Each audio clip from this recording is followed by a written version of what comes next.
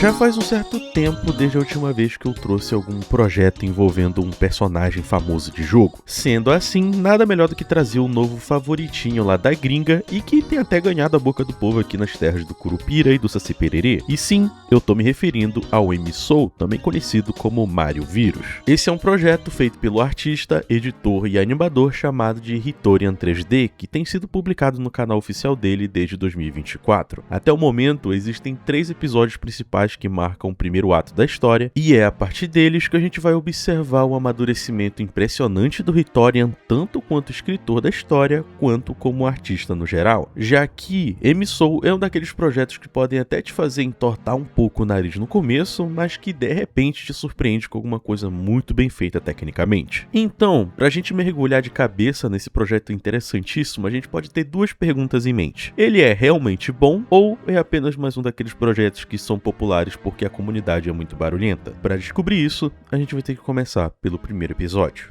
E antes da gente começar, eu também queria agradecer ao Dragobob, que é um youtuber gringo aí, que foi o responsável por me fazer conhecer esse projeto. O vídeo que ele fez é interessante não só porque ele foi um dos primeiros a abordar esse tema, mas também porque ele teve contato direto com o criador e a perspectiva dele é bastante interessante. Então, caso tu se interesse, eu recomendo bastante ver o vídeo dele. Basicamente era isso, bora logo começar.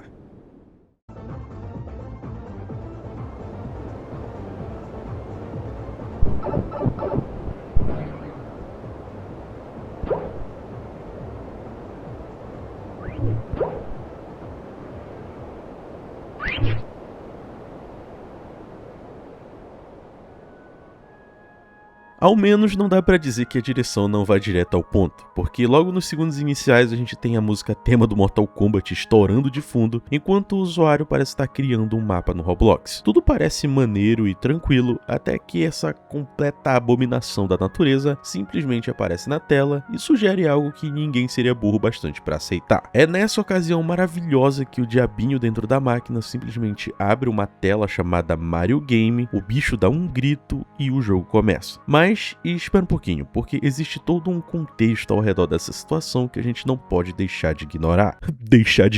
Existe todo um contexto que a gente precisa dar uma certa atenção, começando pelo período em que essa gravação foi feita. A descrição tem o seguinte texto: gravação arquivada de um usuário entrando em contato com o vírus do encanador amigável e tendo o Windows XP do seu computador tomado por ele. O texto já deixa muita coisa clara, mas só de olhar para a tela a gente já tem tudo o que a gente precisa saber. Esse é o computador de um pobre moleque dos anos 2000 que acabou fazendo alguns downloads irresponsáveis aqui e ali. Talvez o problema todo tenha vindo de um instalador do Baixa Aqui, ou só talvez ele tenha baixado o dito encanador amigável para ser o assistente virtual dele, já que esse tipo de programa divertidinho era até bastante comum na época. Mas ok, diante disso tudo, o que a gente tem em seguida? Depois da tela aparecer e o encanador maluco aí dá um grito maravilhoso, o usuário é jogado diretamente no que normalmente seria o primeiro level do Mario 64, mas aqui ele é tudo menos normal, porque ele aparece com essas cores totalmente ferradas, uma versão lenta da música tema e um estranho contador de vidas presente na parte inferior da tela. O jogador, sem ter outra opção, então só avança pelo mapa totalmente vazio. Ele então usa alguma técnica maluca de pro player chamada pular muito longe e acaba conseguindo pegar a estrela flutuando tranquilamente em cima da ilha voadora.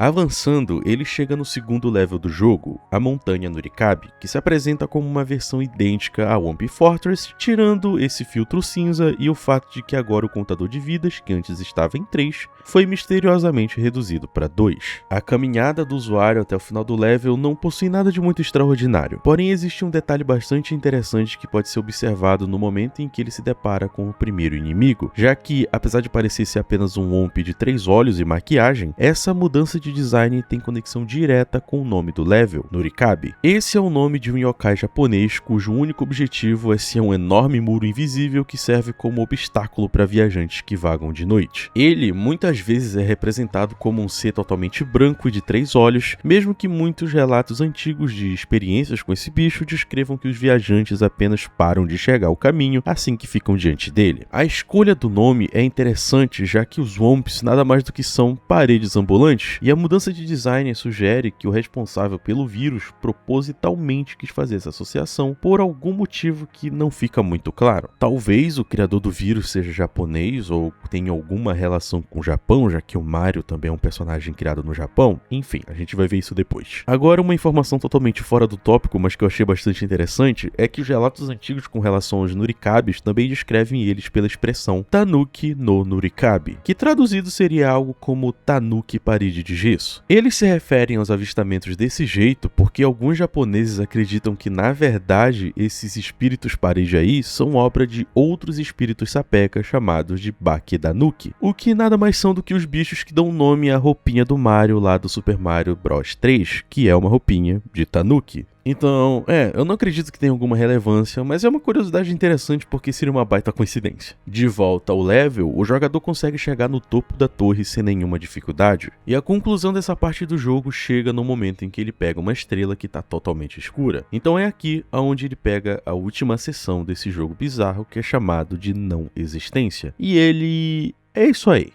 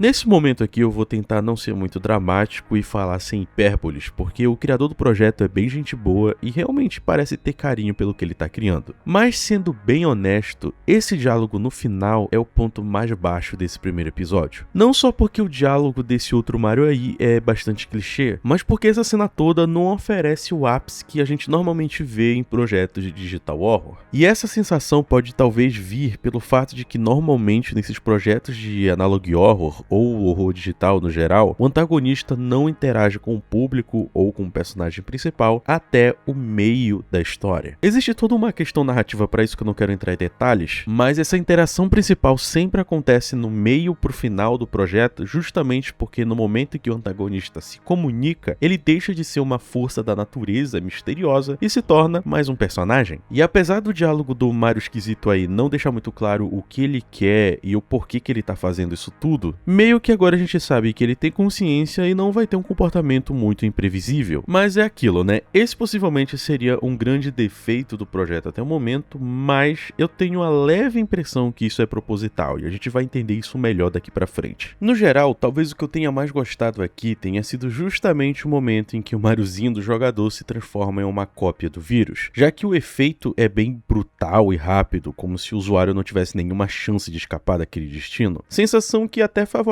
bastante o clima de suspense que o Hitorian estava atrás, eu acho. Mas ok, qualquer pessoa com 2 olhos deve ter entendido absolutamente tudo o que aconteceu nesse episódio, então nem tem pra que eu te fazer perder mais tempo aqui. Fora, é claro, o detalhe da montanha do yokai e a origem desse vírus, a gente não tem um mistério de verdade em mãos. Então bora só seguir pro segundo episódio. Ao contrário do resultado levemente frustrante do episódio anterior, o segundo vídeo do projeto é absolutamente melhor em praticamente tudo que ele se propõe a fazer. Mas vamos com calma. Novamente, a descrição nos traz um contexto bastante importante para a gravação que a gente vai ver, afinal de contas ela diz o seguinte: vídeo de uma compilação de encontros com vírus do encanador amigável, supostamente após um primeiro encontro original, como é evidenciado pelas pistas do vídeo e por conversas que eu tive com pessoas que se lembram desse programa, incluindo o indivíduo indivíduo que me forneceu esse vídeo. A data e o criador dessa gravação são desconhecidos, mas foi feita em algum momento após 2014 e parece que não tiveram muito sucesso em conseguir publicá-la. Apesar da falta de exatidão nas informações colocadas aqui, é interessante a gente observar que de fato existe alguém nessa história toda recebendo esses vídeos de avistamentos e ativamente publicando eles, o que significa que a gente não tem um personagem fixo aqui, já que cada um desses episódios se tratam de registros feitos por pessoas diferentes. A gravação anterior é muito mais simples e direta ao ponto, já que o moleque do Windows XP não parecia estar esperando que algo bizarro como aquilo ia acontecer, mas aqui as coisas são diferentes. Esse usuário é muito mais organizado e cuidadoso, conseguindo registrar diversas presenças do encanador em vários jogos diferentes, desde o Minecraft até o Spooky House, até mesmo dentro do Gmod, como dá pra ver nessa animaçãozinha bizarra dele surgindo do nada. É quase como se o vírus realmente quisesse ser notado pelo usuário, não para assustar ele ou para machucá-lo de alguma forma, mas para que ele reconhecesse sua presença dentro daquela máquina, dando até a impressão de que ele tá tirando sarro da cara do pobre garoto. O que, honestamente, é um detalhe bem legal, e no geral essa cena com as imagens dos avistamentos é muito bem feita, e ela consegue até ser bem efetiva justamente pelo fato de não ter nenhum som ou música tocando de fundo, apenas os constantes bips de um código Morse que diz: "Você só pode culpar a si mesmo", o que é bastante cirúrgico considerando que essa mensagem vem de um vírus de computador que basicamente está dizendo na cara do usuário que a culpa foi dele de ter instalado aquela coisa ali. Algo que pega bastante aquele medo que a gente tem quando é criança e tá usando o computador e acaba instalando várias coisas sem entender de onde tá vindo e sem querer instalar algo que vai destruir totalmente o sistema da pessoa que é dona do computador. Então, eu vou dar um crédito aqui porque isso é bastante legal. Agora, voltando para a última parte do vídeo, a gente vê que antes de preparar aquele compilado, o usuário teria tentado fazer outra gravação por conta própria, onde ele basicamente só mostraria para o público os ditos prints com os avistamentos e perguntaria o que era aquilo e o que estava acontecendo. A ideia é simples e de início parece tudo normal, no entanto, o processo é rapidamente interrompido quando cada print parece ter sido corrompido para exibir nada mais do que avisos para que ele parasse imediatamente de fazer aquilo. Quando fica evidente que isso não ia dar certo, o encanador então decide tomar medidas mais drásticas. E aí que a gente tem essa cena.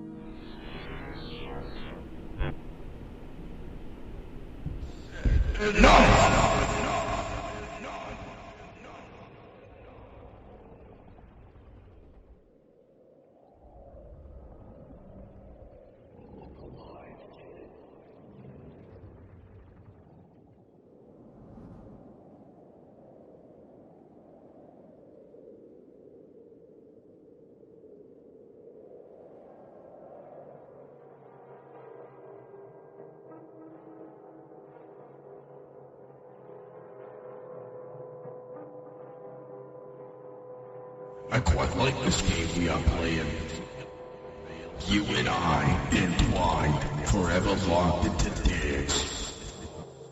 Or rather, as long as you keep coming back. But you were supposed to keep it a secret. This game of ours is not for prying eyes. I warned you of that, yet you didn't listen. This is your final warning. Try anything funny again, and I'll ruin your life beyond the screen. Olha, eu sei que normalmente eu reclamo dessas cenas onde o protagonista da série fala diretamente com a tela, principalmente quando ele possui algum tipo de dublagem, mas eu tenho que colocar o meu braço a torcer aqui e admitir que essa cena é muito bem feita. Claro que novamente o diálogo segue alguns clichês difíceis de escapar, mas a animação e o dublador do bicho trabalham extremamente bem juntos e apresentam um resultado que é bastante impressionante. De qualquer forma, apesar do diálogo desse camarada ainda ser um pouco vago, é possível notar que existe uma certa paranoia nele com relação a ser descoberto por outras pessoas. Algo que provavelmente venha do fato de que as vítimas dele normalmente são crianças que não saberiam como se livrar de um vírus por conta própria, o que, por sua vez, implica que ele realmente deseja continuar existindo da mesma forma que um ser vivo quer continuar vivo. Então, tendo todo esse conhecimento em mente, a gente pode confirmar que ele, apesar de não ficar claro se é um ser, um fantasma, um vírus, ele é um ser vivo, ou ao menos acredita que é um. Porém, antes da gente começar a teorizar de verdade com relação a isso tudo, bora só continuar pro terceiro episódio, porque é aqui que o caldo dá uma engrossada bacana.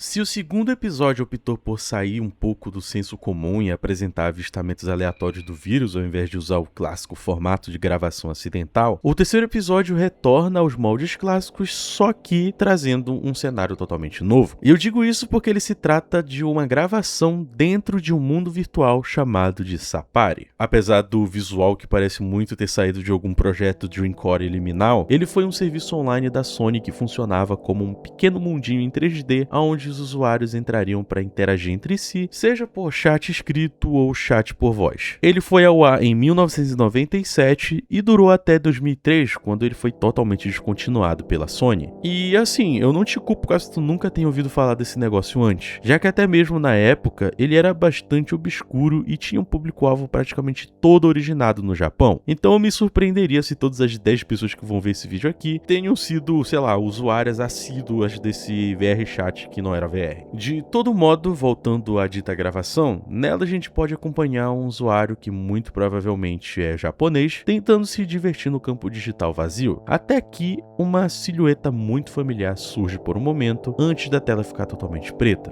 Quando isso acontece, as coisas ficam interessantes.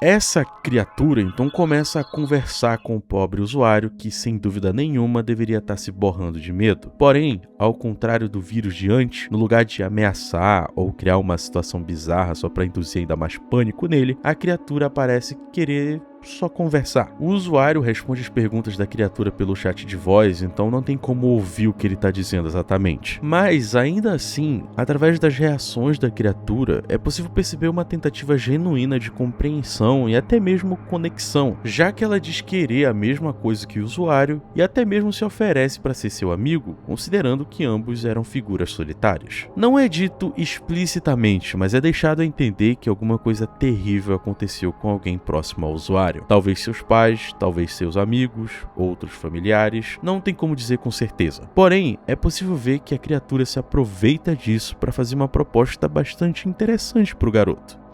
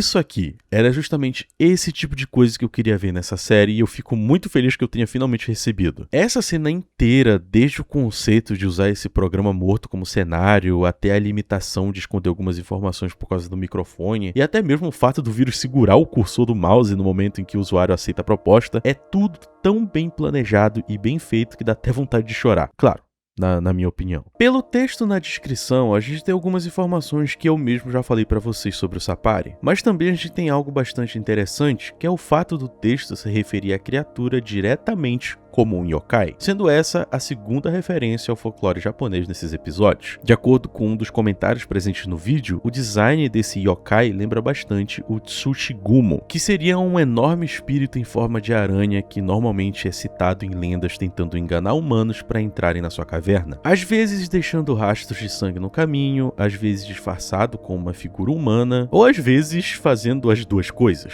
Isso quer dizer que o vírus é uma manifestação digital desse yokai e que de alguma forma tem ligação com o espírito parede que apareceu no primeiro episódio? Não. Ou ao menos é bem provável que não. Afinal, existe uma enorme peça de informação empacotada perfeitamente em uma página da Wiki que está sempre presente nas descrições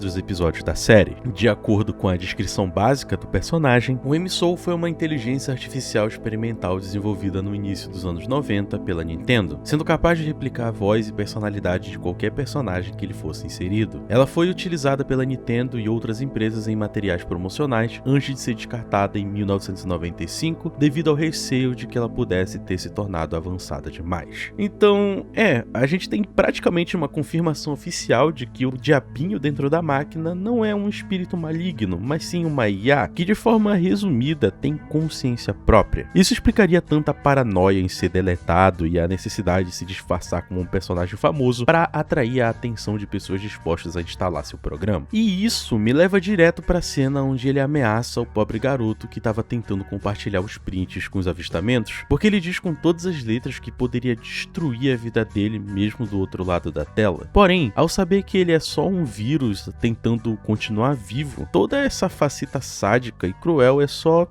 triste. Eu realmente acredito que as referências a yokai sejam apenas detalhes metafóricos e não literais, mas é irônico que da mesma forma que a aranha do mito acaba morrendo de forma ridícula ao ter a sua barriga aberta, esse vírus precisa conviver com a humilhação de ter que viver em um mundo digitalmente falso, enquanto é obrigado a assustar crianças só para continuar existindo. É uma existência quase patética, mas qual não é? Tipo, é bastante comum ver essas criaturas de creepypastas e digital horror que são seres que existem dentro da máquina e esse tipo de coisa, e que no final poderiam simplesmente ser ignoradas ou solucionadas caso alguém simplesmente puxasse a tomada e desligasse o computador, sabe? Esse tipo de coisa. Então é bastante interessante ver um projeto reconhecendo essa fraqueza que existe nesse tipo de projeto de terror, usando isso não só para tirar sarro desse clichê que existe desde sempre, mas como também usando isso para enriquecer ainda mais o personagem que ele criou, fazendo eu ter que dar esse crédito pro criador, porque eu não tenho certeza se ele pensou nisso quando usou esse detalhe para a história dele, mas caso tenha pensado, parabéns, é bastante inteligente. Por fim, o terceiro episódio marca o encerramento do primeiro ato do projeto, e um segundo já tá para sair muito em breve, o que significa que existe a possibilidade das informações dessa wiki aí serem atualizadas ou, sei lá, fazer o segundo ato começar com o M-Soul controlando os sistemas de defesa de algum país e usando o armamento nuclear para destruir o mundo. Então é um pouco difícil saber se as informações presentes lá na wiki são realmente definitivas ou são apenas parte de uma narrativa não muito confiável, como se as informações que estão presentes lá são oficiais, mas não dizem toda a verdade sobre o que vai acontecer. Então, enfim, o fato é que existe sim potencial aqui e quem sabe esse projeto acabe surpreendendo mais uma vez e até se tornando meu favorito.